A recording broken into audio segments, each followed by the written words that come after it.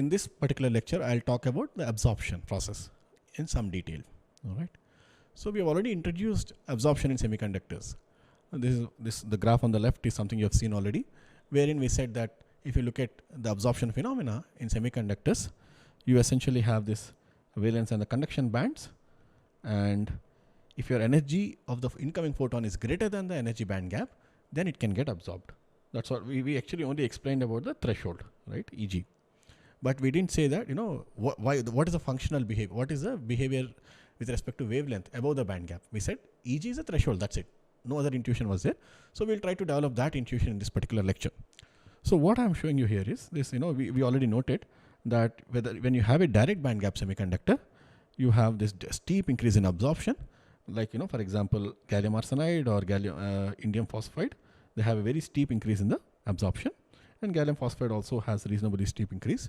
Whereas if you go to silicon or germanium, there's a gradual increase in absorption, and that we attributed it to indirect band gap nature. What is indirect band gap nature? Well, if you look at direct band gap semiconductors, the peak in the conduction band and the bottom of the valence peak in the valence band and the bottom of the conduction band lie at the same k vector, and so photon can actually easily be absorbed. Whereas in an indirect band gap semiconductor, the minimum on the conduction band, CB minimum, is at a different location from the VB maximum, and so there is a mismatch in the momentum, and that's why they are not very good at absorbing absorbing photons. So essentially, the absorption process depends on two rules. Right? The first rule is that you should have conservation of energy. Conservation of energy, what does it imply?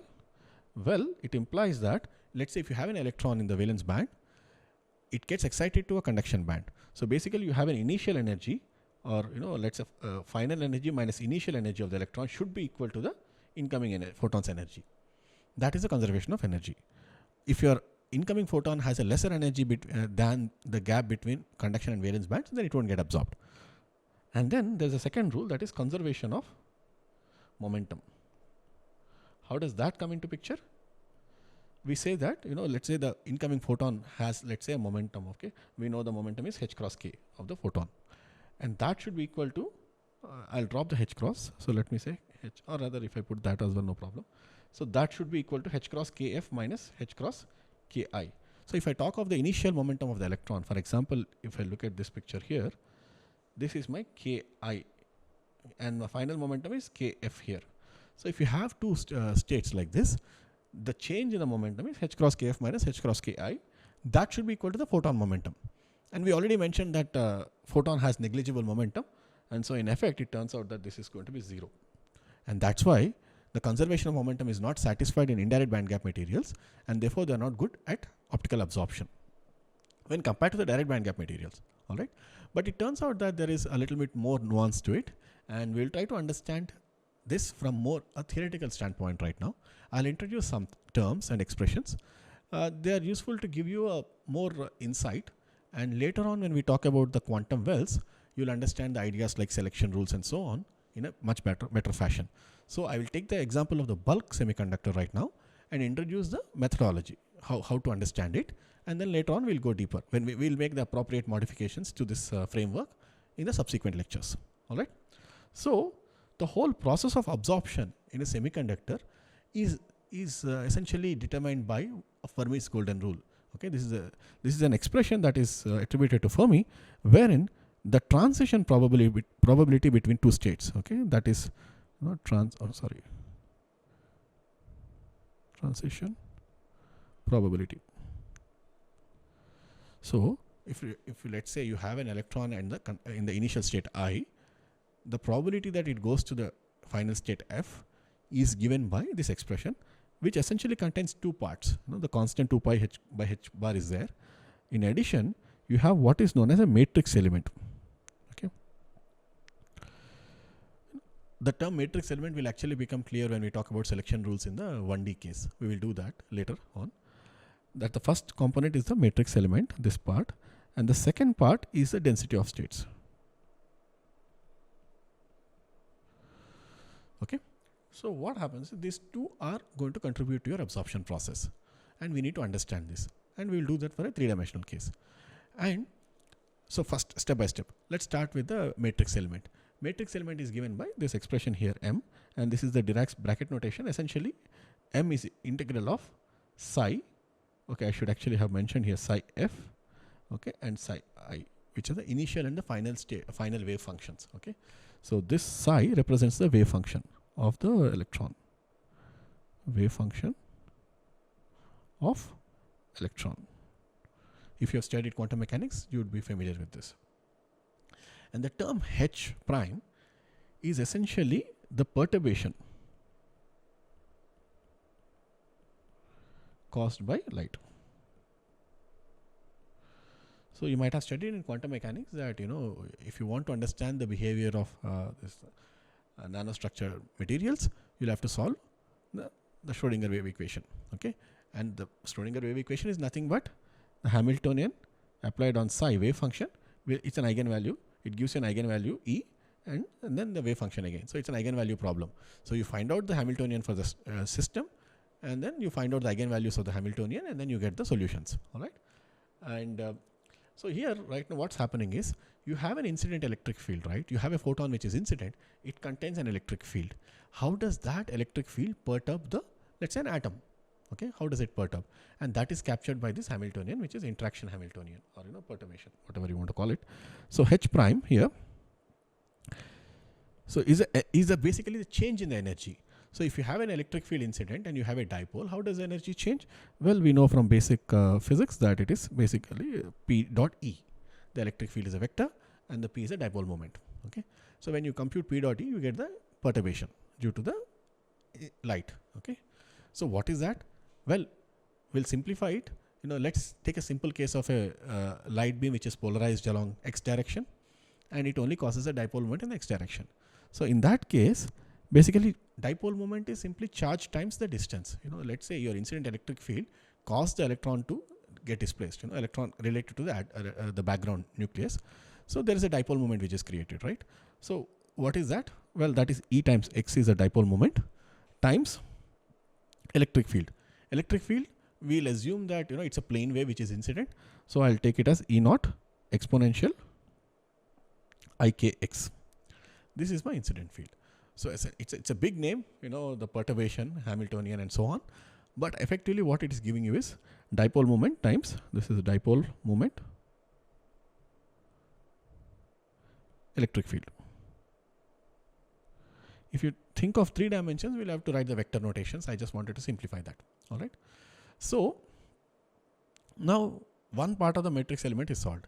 We will not really solve this, but we'll just give you an intuitive picture of, you know, how this helps. All right. So, and then, so you have the plane wave, and then how does a wave function of an electron look like? Okay. So we all studied about the, let's say, a plane waves of light, right? Where it's exponential IKX. That is for a wave which is propagating freely in space. What happens to a wave which is freely propagating on a electron, electron which is propagating in a crystal? Okay, that what I can do is I'll represent it by, let's say, electron in a crystal. I'll say that I'll represent it by a wave function which is given by basically exponential IKX, or rather let me clarify here. So let me say that's the initial state of the electron. Okay, so Ki I'll say. Okay, the initial state of the electron is exponential IKX, Kix. Okay, that's a plane wave. But then now this is actually propagating in a crystal, so it has to obey the envelope function which is given, the block function which is given by the crystal, which represents a crystal rather. And so your wave function will turn out to be of some normalization constant ui of x, or rather there's no ui, u of x, which is a block function, the periodicity, the block function representing the periodicity.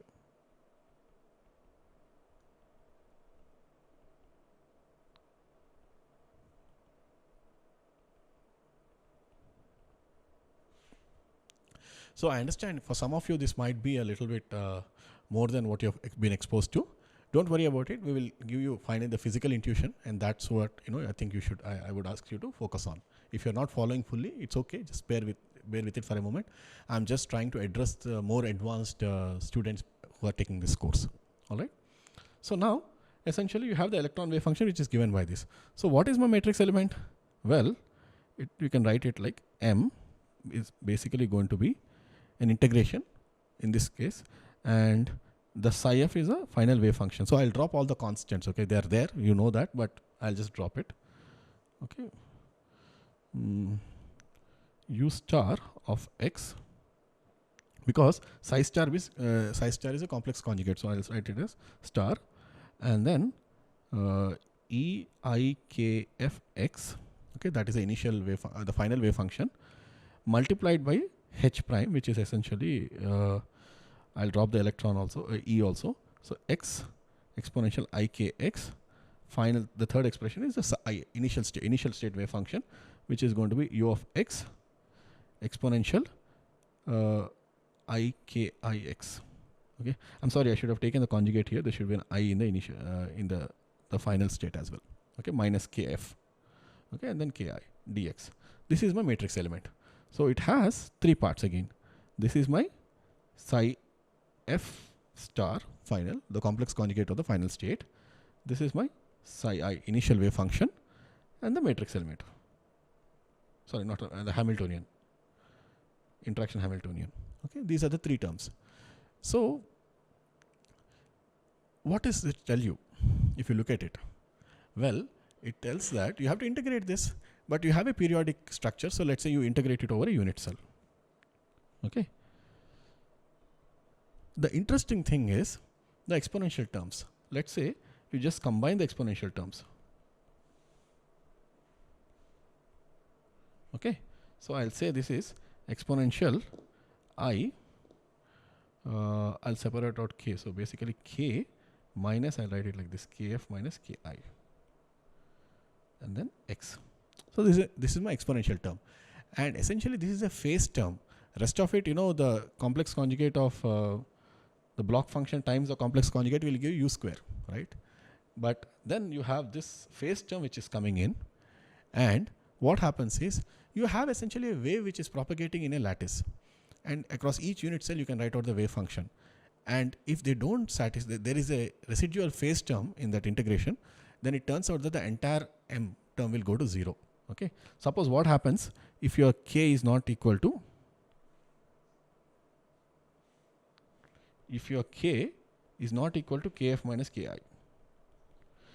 then each unit cell will actually give you a slightly different phase, and there will be and when you integrate over an entire crystal, the whole thing turns out to be 0. And that is why you need to have k equal to and we also said that this is the momentum of a photon, right? Photon momentum is negligible compared to electron. So we'll write it as 0. Okay. So basically this gives you that kf minus ki has to be 0. If you have such a scenario, then basically your m is not 0. Then you can have absorption taking place. The moment kf minus ki is not equal to 0, absorption cannot take place. All right. So that's why, you know, one part of it, this is the matrix element. That's a very important part. And it might seem like a very simple idea. Why so much of elaborate, expressions and so on? You'll understand when I talk about the particle in a box problem, or 1D confinement problem. All right. We'll revisit the same framework. We'll just make some changes to the wave function. That's it. Okay. And it gives you a lot of insight into what kind of absorptions can take place in a quantum confined structure. That's why I wanted to bring it in. All right. But if you're not an advanced student, I would just say that, okay, just understand that I'm doing an integral here. That's it. And essentially it is telling you that momentum conservation has to be satisfied. If you don't have momentum conservation, the transition probability is very small. All right. That's what the message is. And that is why indirect bandgap materials are not good at absorbing light. That's it. All right. So with that, so one part of the absorption process is taken care of, the matrix element. There's a second part to the absorption. That is the density of states. If you're not already familiar, again, this is another thing that is coming in. But if you have to understand these things deeper, you'll have to at some point of time bite the bullet and learn about them. Okay. But if you have taken any electronics course at a slightly intermediate or advanced level, you would have already come across density of states idea. Okay. What essentially it means is you have these bands which are spread over a certain range of energies, right? So in that kind of a scenario, we are interested in knowing the number of states that are present between, let's say, two energy levels. excuse me. So the number of states between, let's say, E and delta E, or E plus delta E. Okay, there are two energy levels separated by delta E. What are the number of states in between that? So that is given by G of E and dE, where G of E is my density of states function. So it tells you what are the available states, okay? And similarly, I can write out a similar expression for number of states between, I can do it in the Fourier domain as well. So number of states between K and K plus delta K. K plus delta K. That I can represent it as G of K and dk. So I have my density of states function in the Fourier domain now, and multiplied by the spacing, the energy gap, that will give the number of states. Alright. So it turns out that the number of states, whether you represent it in the normal energy domain or in the Fourier domain, or frequency domain or the Fourier domain, it should be the same. Okay. And that is why we can write that G of E dE should be equal to G of K dk. Alright. This is a relation that should be valid. I mean, this is just out of basic argument, there is nothing complex about it.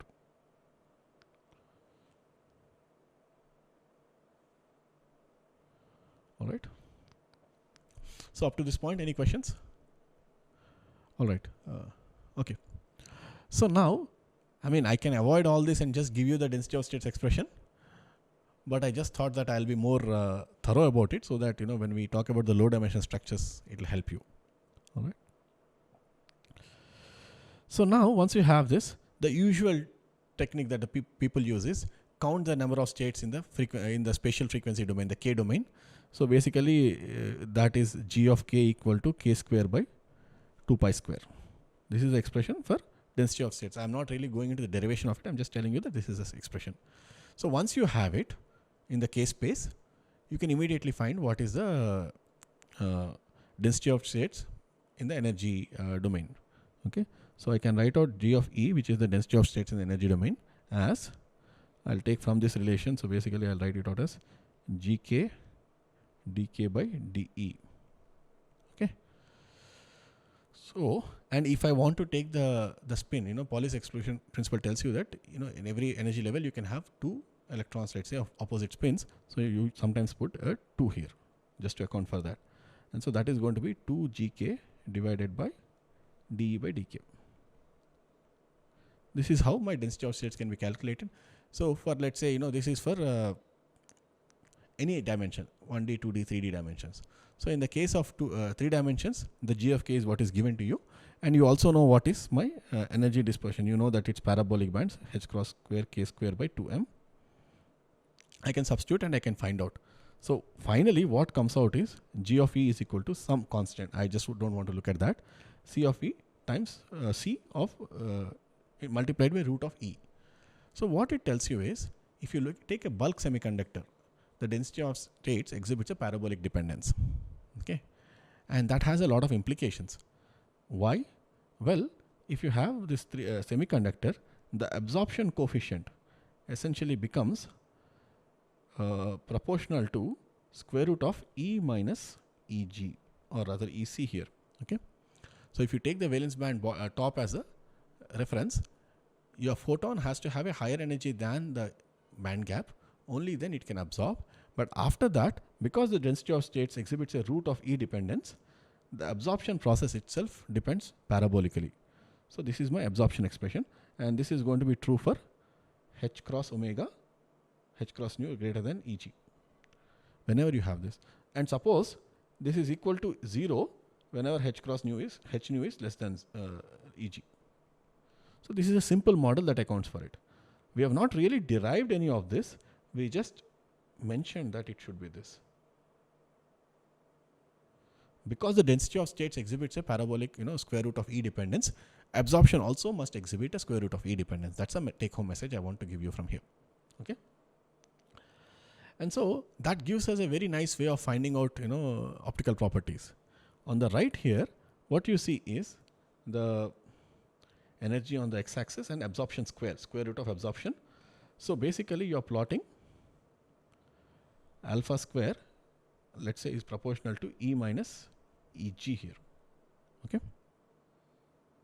Okay, I'm sorry, I should have put a Eg here itself. That's easier. If I put EC, makes it slightly confusing. But if I take my valence band top as a reference, EC minus EV is going to be Eg. All right. So what you see from here is, in the square of amplitude versus energy, you have a straight line, implying that it's a direct bandgap semiconductor. This is a this straight line indicates direct bandgap. We'll give you an example homework wherein you will have an absorption spectrum for, I don't know, different material, maybe gallium arsenide or gallium phosphide, and look at it and try to infer what type of bandgap it is. All right. This will give you the homework. An additional piece of information you can see from here is what is the x-intercept. In this case, x-intercept is this point here when absorption goes to 0 at E equal to Eg, right? So this is my band gap. So band gap of indium arsenide band gap Eg of indium arsenide is given by the x-intercept of this graph, and that is about 0.35 eV. All right. So what is 0.35 eV? Can someone tell me, please? What wavelength does it correspond to? Lambda for a lambda gap, I don't know, lambda Eg, lambda gap is going to be 1.24 divided by 0.35 eV. That will be in the microns. Okay, 3.55 microns. So this is my band gap. All right. So you see that this simple model, what did we say? Just take a moment and then review it. So we said absorption is essentially given by the Fermi golden rule. Okay. It has two parts. One is the matrix element. The second part is the density of states. Matrix element essentially ends up giving you the selection rule, right? There is an expression, you write out the integral and so on. Finally, you will see that the matrix element will go to 0 whenever you do not satisfy the conservation relation for momentum. That is why it is not allowed, essentially. It's giving you a selection rule. All right. And then the density of states is giving you the parabolic dependence. Why is it parabolic dependence? Because the density of states exhibited root of E dependence. That's why it's parabolic. All right. So that's why absorption shows you a nice straight line when you plot absorption squared versus energy. All right. And this is energy of what? This is energy of what? Vinod? Energy of x-axis. Incident photon, right?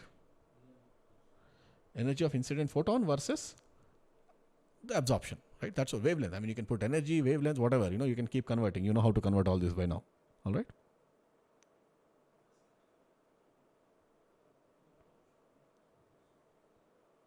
All right. So that's how absorption happens. All right. Now, if that was so simple, it will be nice. But it turns out that there is one more layer of complexity, one more interesting phenomena that happens. That is, here you see the nice parabolic dependence that is predicted so far, right? But if you look, this is the theoretical model of energy of the photon has to be greater than the energy band gap. Yeah, okay, energy of the photon here, yeah. Energy band gap, right? So you have the parabolic dependence. But then if you look at the experiment, this is a schematic diagram, by the way, okay? Don't take it like, absolute this truth. This schematically, what you see is the absorption deviates from the parabolic model, simple model. Okay. Why does that happen? It happens because of excitonic effects. Okay. What is this exciton? Well, if you take a semiconductor, let me take a conduction band and valence band. Okay. This is my valence band. This is my conduction band. If you have valence band, conduction band like this, and you shine a photon, what happens? You will move an electron from the valence band into the conduction band. So you will get a hole in the valence band and an electron in the conduction band. All right. So physically, what is this? If you think about it, this is essentially the bond between, let's say in this case, if I'm talking of silicon, between bond between two silicon atoms is breaking. The bond constitutes a shared electron between two atoms. Even in gallium arsenide, it's the same thing. You know, whenever you have covalent bond, essentially the electron is shared between two atoms, and so there's a bond. The moment you break the bond, essentially the electron is now free to move about in the lattice.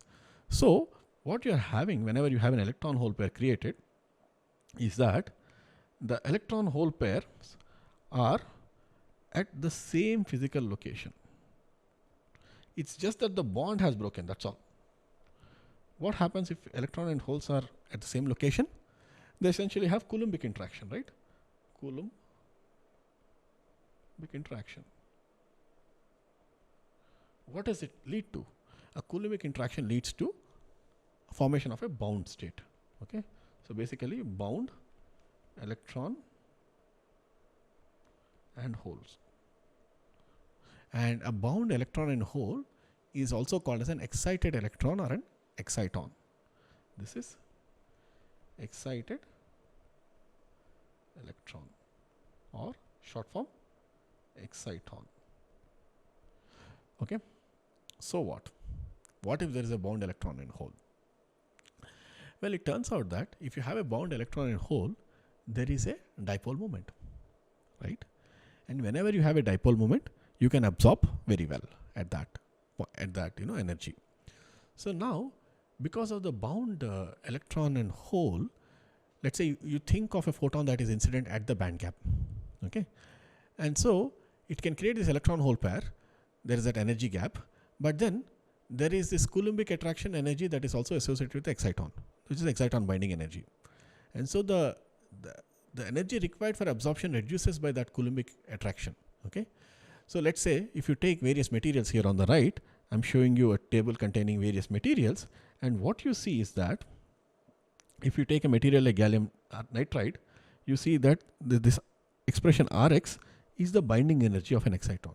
Essentially, what we mean by binding energy? Well, if you have an electron and hole attracted to each other, they're not going to be forever like that. Suppose they can also scatter with the phonons, with the lattice, right? You have a lattice which is vibrating because of temperature. So they can lose energy and go their own ways. Electron and hole can go their separate ways, right? So that the amount of energy required to break a electron and hole is a binding energy. So if you have gallium nitride, the binding energy is about 23 milli-electron volts. So that's a small amount of energy. It's not large. And if you look at gallium arsenide, that's even smaller. Gallium arsenide has only about 4.2 MeV. So very, very small amount of binding energy. All right. And so why is this important? Well, if an photon is incident, even if the photon has a slightly lesser energy than the band gap, okay, it can get absorbed because there is a state that is available, excited state, which is very, very nicely coupling to light. Okay. And the energies at which you are getting actually optical absorption is given by this expression here on the bottom of the table. So what you see is En. En denotes the energies at which you are absorbing. That is essentially going to be equal to Eg minus Rx is the binding energy of the exciton divided by n square. So essentially the exciton, which is an electron and a hole, behaves like a hydrogenic atom. Okay, so you have hydrogen atom is basically a nucleus bound to an electron, right? Electron bound to a nucleus. But here you have an electron and a hole, so the binding energy is smaller, but then still satisfies the same relation. So if you have a hydrogenic model, you have the energy of the energy levels in the hydrogenic model are 13.6 eV, which is a Rydberg constant divided by n square. So if you have a first state n equal to 1, the energy is minus 13.6 eV. If you have n equal to 2, then divide by 4, divide by 9, and so on. Those are the different levels for a hydrogen atom, right? Similarly, for exciton, you can have basically different absorption lines. Let's say if you put n equal to 1, then you can have an absorption at Eg minus Rx. When n equal to 2, then Eg minus Rx by 4, and so on. So because of that, if you look at the absorption spectrum, you will have the regular parabolic dependence, but then you have n equal to 1 line which is showing us, this is a schematic by the way, okay? It's not a discrete line like this. In realistic cases, it will be slightly broader, but you have a n equal to 1 line, which is basically the energy required to excite the highest, the deepest exciton, the highest binding energy exciton. the highest state and the lowest state, rather not highest state, lowest state, n equal to 1 state, and then n equal to state which is slightly higher, it is not as strong, the energy difference, and then n equal to 3 and so on. So what you eventually end up seeing is, because of these excitons, the energy, the absorption at the band edge is not parabolic, but it exhibits a increase here, and then it continues in the parabolic fashion. All right. So you might say, why are we worried about all this? Well, it has a lot of technological implications. That way we are worried about this. All right. So an example, these excitons, as I said, have a very, very small binding energy, right? In gallium arsenide, it was 4.2 MeV. So if you want to see them in gallium arsenide, you have to actually make the measurement at low temperature. Okay. So here is a graph of absorption coefficient versus the photon energy. Ideally, room temperature, you would expect this graph. But then if you make this measurement here, you see that there is this parabolic dependence, but at, let's say this is T equal to 21 Kelvin. So you see that strong exciton peak is seen clearly here, right? And similarly, if you go to increase temperature, let's say 90 K, what happens as you increase the temperature? As T increases, Eg reduces, right? That's a familiar thing in the semiconductor physics. So because of that, you see that there is a shift in this exciton peak to the left, and then still there is a slightly weaker peak. Okay, so this is T equal to, at T equal to 90 K, Eg, or rather the peak is shifted left. Peak is shifted left, and it's weaker also. It is weaker. Similarly, at lower, higher temperature and so on. And by the time you come to room temperature, you see that more or less there is still some trace of sudden increase here. That is still due to exciton, but then you don't have a very prominent peak. Okay, the prominent peak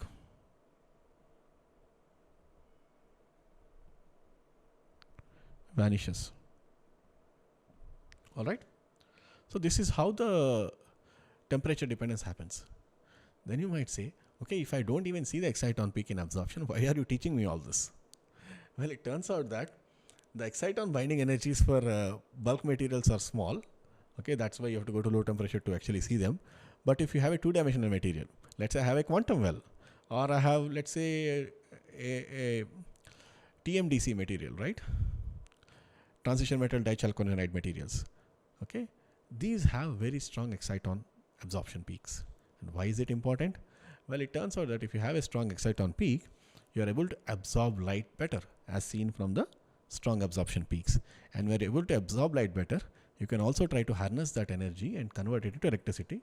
And that is why it is very, very interesting to look at excitons. All right. Is this clear, or any questions here? So what essentially I'm trying to say is, I'm trying to highlight the various aspects which are useful in the current research in nanophotonics. If you look at any papers that are coming out, you'll see a lot of these things. All right. And so I'm trying to expose you to all this latest research and the fundamentals of the research. Okay, the research itself is much more involved, but once you understand these fundamentals, you'll be able to read the papers that are coming out in the literature on this topic. All right. So this is about absorption. So I'll also leave you with one last thing. Okay, this is you must have seen the, let's say, the absorption, right? The absorption in a semiconductor in the first graph. So you saw this, but then it looks like it's just going on up and up. It doesn't seem to be saturating like a parabolic dependence, right?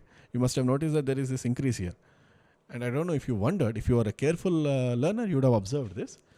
I just wanted to point out why this happens. Okay.